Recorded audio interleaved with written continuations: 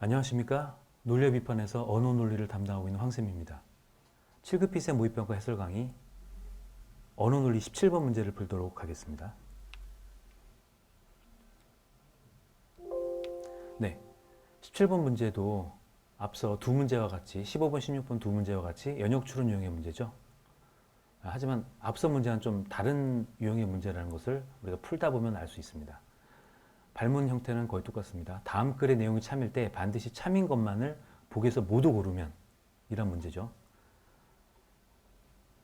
일반 행정 직렬 주무관으로 새로 채용된 갑진 의련 병처는 행정안전부, 고용노동부, 보건복지부에 한 명씩 배치되는 것으로 정해졌다 라고 했습니다.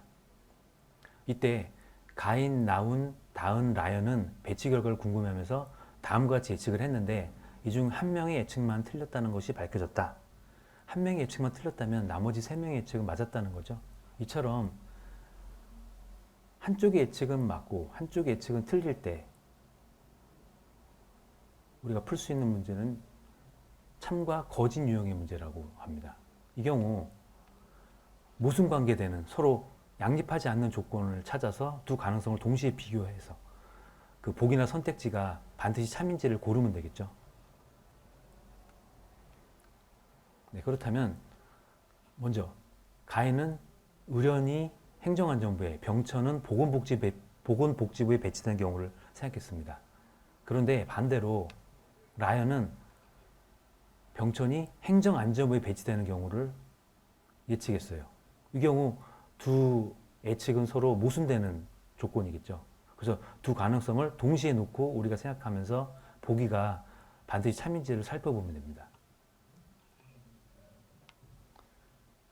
즉 다음과 같이 첫 번째, 가인이 옳고 라인이 틀린 경우, 즉 병천이 보건복지부에 배치되는 경우. 그리고 두 번째, 가인이 틀리고 라인이 옳은 경우. 이 경우는 병천이 행정안전부에 배치되는 경우죠. 이 두 가지 가능성을 놓고 본다면 첫 번째, 병천이 보건복지부에 배치되는 경우는 의료는 행정안전부에 배치됩니다. 나머지 갑진은 고용노동부에 배치되겠죠. 이제 두 번째 가능성을 살펴보도록 합시다. 가인이 틀리고 라인이 옳은 경우, 즉 병천이 행정안전부에 배치되는 경우는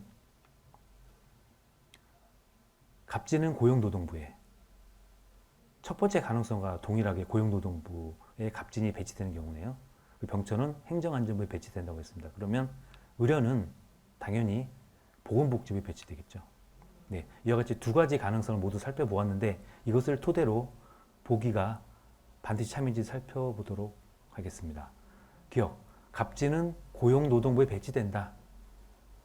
우리가 방금 보았듯이 갑진은 두 가지 경우 모두 고용노동부에 배치가 되죠.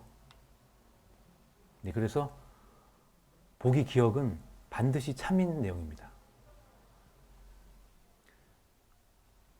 그리고 보기 니은, 의료는 행정안전부에 배치된다.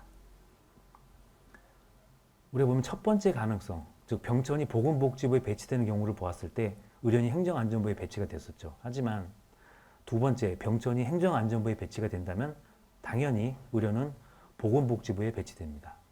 그래서 첫 번째 가능성, 첫 번째 경우에서는 의료는 행정안전부에 배치되지만 두 번째 경우에는 행정안전부에 배치되지 않습니다. 즉 어떤 경우에만 참입니다. 반드시 참은 아니죠. 보기 디귿, 라연의 예측은 틀렸다.